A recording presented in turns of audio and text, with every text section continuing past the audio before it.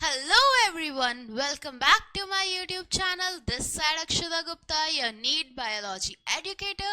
And आज हम लोग करने जा रहे हैं सेल का very important part, that is endomembrane system. So बच्चा, हम लोगों ने अभी तक क्या क्या देख लिया है? हम लोगों ने cell membrane, cell wall and हमने प्रोक्रियोटिक सेल देख लिया है। और अब हम लोग देखेंगे एंडोमेम्ब्रेन सिस्टम। अब यहाँ पर वर्ड से समझो, एंडो है, मेम्ब्रेन है, सिस्टम है। मतलब क्या है इसका बच्चा? इसका मतलब ये है कि यहाँ पर कोई तो सिस्टम है, ठीक है। एक पूरा जो आपके डिफरेंट ऑर्गेनल्स हैं वो क्या कर रही है बच्चा? यहाँ पर डिफरेंट ऑर्गेनल्स आपका एक सिस्टम बना रही है। सिस्टम बना रही है मतलब एक साथ फंक्शन कर रही हैं, they are connected to each other, ठीक है। तो सिस्टम से हमें क्या समझ में आया? They are connected to each other. दूसरा हमें समझ में आया कि एंडो मेम्ब्रेन मतलब अंदर मेम्ब्रेन, ठीक है। एंडो मेम्ब्रेन सिस्टम मतलब सेल मेम्ब्रेन के अंदर कुछ 3-4 ऑर्गेनल्स मिलके क्या कर रही है? एक कनेक्टेड फंक्शन दे रही है। So that is endo membrane system. अगर हम देखें तो इसमें एक कनेक्टेड सिस्टम में ऑर्गेनल्स कौन कौन सी हैं बच्चा? तो पहली है हमारी एंडोप्लाज्मिक रेटिकुलम। पहली क्या है? एंडोप्लाज्मिक रेटिकुलम, जिसका हमारा बच्चा क्या प्यार से, घर का नाम क्या है? हम क्या बुलाते हैं प्यार से? हम बुलाते हैं ER। क्या बुलाते हैं हम? ER बुलाते हैं। फिर है बच्चा दूसरा गोल्जी बॉडी। क्या है? Golgi body. तो हमारे दो सिस्टम क्या हो गए, सॉरी दो ऑर्गेनल्स क्या हो गए? Endomembrane system, Golgi body. तीसरा है बच्चा लाइसोसोम। तीसरा क्या है? लाइसोसोम। एंड चौथा लास्ट क्या है? वैक्यूल। तो बेसिकली ये है हमारा एंडोमेम्ब्रेन सिस्टम। एंडोमेम्ब्रेन सिस्टम क्या होता है? द 4 ऑर्गेनल्स, जो चारों ऑर्गेनल्स हैं, are connected with each other, they are connected with each other। वो हमारा क्या है? Endomembrane system. 4 ऑर्गेनल्स है बच्चा, कौन कौन सी? आपकी ER, गोल्जी, लाइसोसोम और वैक्यूल। अब हम पहले ये देखते हैं कि ये कनेक्शन क्या है। एक एक ऑर्गेनल जानने से पहले हम क्या देखेंगे बच्चा? कि ये कनेक्शन है, तो ये कनेक्शन क्या है? अच्छा पहले सॉरी, चलो सो हम लोग देखते हैं कनेक्शन क्या है। अब देखो, एंडोमेम्ब्रेन सिस्टम में ER जो है, एंडोप्लाज्मिक रेटिकुलम, ये किससे अटैच दिख रहा है? ये अटैच दिख रहा है न्यूक्लियस से। किससे दिख रहा है? न्यूक्लियस से अटैच दिख रहा है, राइट। तो बच्चा ये जो न्यूक्लियस होता है, यहां से हमारा क्या आता है? DNA या सॉरी RNA आता है बाहर, ठीक है। इसमें क्या होता है? DNA और RNA होता है। ये RNA जो होता है ये कहाँ पर आता है? इस ER पे आता है और यहाँ पर बनाता है बच्चा प्रोटीन। यहाँ पर जो हम लोग देख रहे थे कि एक होता है RER, क्या होता है बच्चा? Rough endoplasmic reticulum. इसका फंक्शन क्या होता है? Protein synthesis. तो क्या होता है बच्चा? यहाँ पर क्या बनाया जाता है? यहाँ पर बनाया जाता है प्रोटीन। अब ये जो प्रोटीन होता है ये क्या होता है? ये बहुत वीक होता है। इसको हमें क्या बनाना है? स्ट्रॉन्ग बनाना है। क्यों स्ट्रॉन्ग बनाना है? क्योंकि वीक प्रोटीन जो है ये थोड़ा सा भी pH कम ज्यादा हुआ या थोड़ा सा भी टेम्परेचर में कुछ भी हुआ, ये क्या हो जाएगा? ये आपका हो जाएगा बच्चा डीनेचर। ये क्या हो जाएगा? ये टूट जाएगा। तो अब ये टूट जाएगा तो ऑब्वियसली हमें पता है protein are the building blocks. Protein क्या है? बिल्डिंग ब्लॉक्स हैं। और हमें पता है कि प्रोटीन जो है एंजाइम की तरह काम करते हैं। प्रोटीन जो है आपका हॉर्मोन्स की तरह काम करता है। तो प्रोटीन के पास काम बहुत है। भले ही आपको याद होगा कि लिपिड बाई लेयर जो है, जो कि हमारी क्या है, प्लाज्मा मेम्ब्रेन, वहां पर भी प्रोटीन्स लगते हैं। तो काम तो बहुत है, काम तो बहुत है भैया, मगर काम बहुत है और दर्शन छोटे से हैं। क्यों? क्योंकि जो बन के आता है यहाँ पर प्रोटीन, वो तो टूट जाता है। तो उसका क्या होता है, मॉडिफिकेशन होता है, उसकी पैकेजिंग होती है जिससे वो स्ट्रांग बने। वो पैकेजिंग होती है बच्चा गोल्जी बॉडी में। तो क्या हुआ, आपका न्यूक्लियस से क्या निकला, आया आया आया, क्या आया, एमआरएनए आया, आरएनए मान लो, ठीक है। अब ये आरएनए गया गया गया किसके पास, यहां से क्या आया, आपका आरएनए आया। आरएनए गया किस पे, एंडोप्लाज्मिक रेटिकुलम पे। ईआर के पास किस पे गया, आरईआर पे। क्या बना, प्रोटीन बना।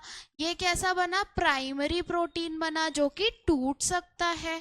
तो अब क्या हुआ, ये टूट सकता है तो ये स्ट्रांग होने के लिए गया, स्ट्रांग होने के लिए ये गोल्जी में गया।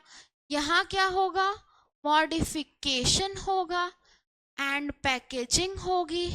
अब मॉडिफिकेशन एंड पैकेजिंग हुई तो मॉडिफिकेशन एंड पैकेजिंग क्या करेगी बच्चा, मॉडिफिकेशन एंड पैकेजिंग क्या करेगी, इसको आपका सेकेंडरी में या टर्शरी में या क्वार्टनरी में कन्वर्ट करेगी। प्रोटीन्स को क्या करेगी, स्ट्रॉन्ग बनाएगी, फंक्शनल बनाएगी, स्ट्रॉन्ग और फंक्शनल बनाएगी। और ये सब आना जाना किससे कारण हो रहा है, आना जाना हो रहा है भाई एक ट्रांसपोर्ट सिस्टम के कारण, जो कि है हमारा वैक्यूल। ये किस में हेल्प करेगा, ये ट्रांसपोर्टेशन में हेल्प करेगा। और अब ये आना जाना हो गया, गोल्जी के पास क्या पहुंच गया, आपका प्राइमरी प्रोटीन या और चीजें भी जैसे कि लिपिड वगैरह पहुंच गई। अब ये लिपिड बच्चा क्या हो जाए, ये लिपिड अगर सही बन जाए, या ये प्रोटीन जो है सेकेंडरी टर्शरी ये सब सही बन जाए, तो कहाँ चली जाएगी, जहां इसका फंक्शन है, ठीक है, जहां इसका फंक्शन है।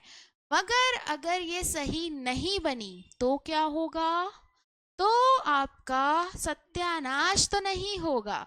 क्यों? क्योंकि हमारे पास एक ऑर्गेनेल है जिसका नाम है लाइसोसोम, जिसको हम बोलते हैं स्विसाइटल बैग। मतलब यहाँ पर किसी की मृत्यु होती है, और वो मृत्यु किसकी होती है बच्चा, जो हमारे प्रोटीन लिपिड या कुछ भी खराब बनते हैं।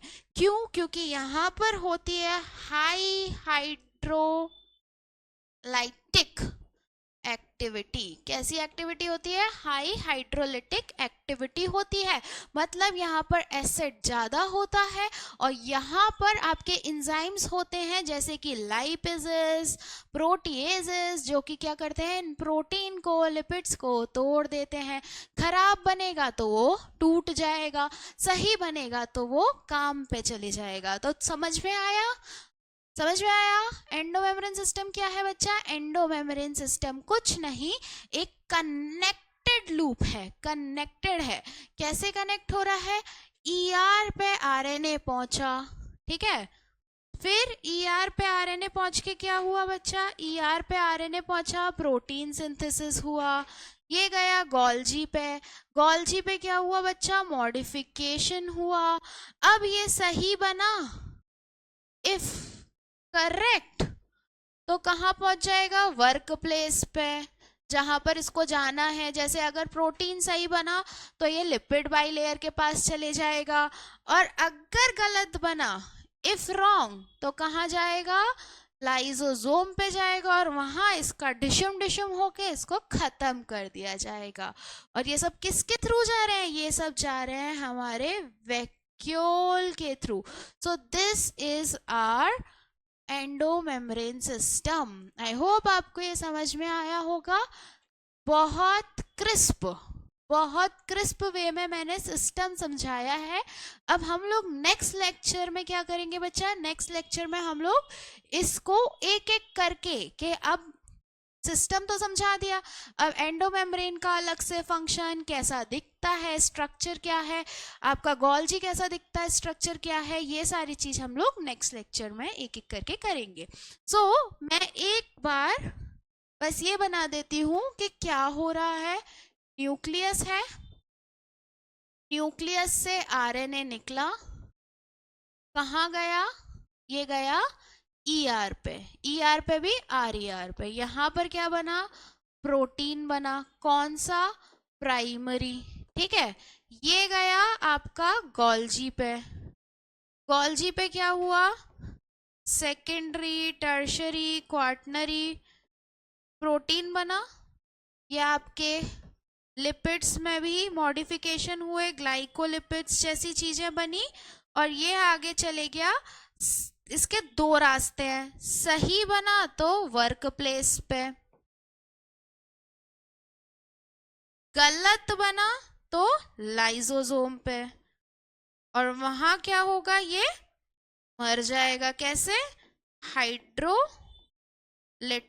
एक्टिविटी के कारण। So this is our endomembrane system.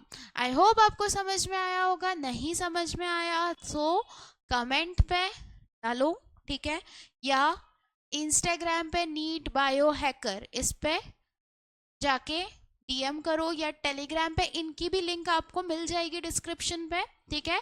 अच्छे से पढ़ो और प्यार से अच्छे से रोज लेक्चर्स पढ़ो, रोज देखो, रोज समझो और रोज उसके क्वेश्चंस करो, ठीक है।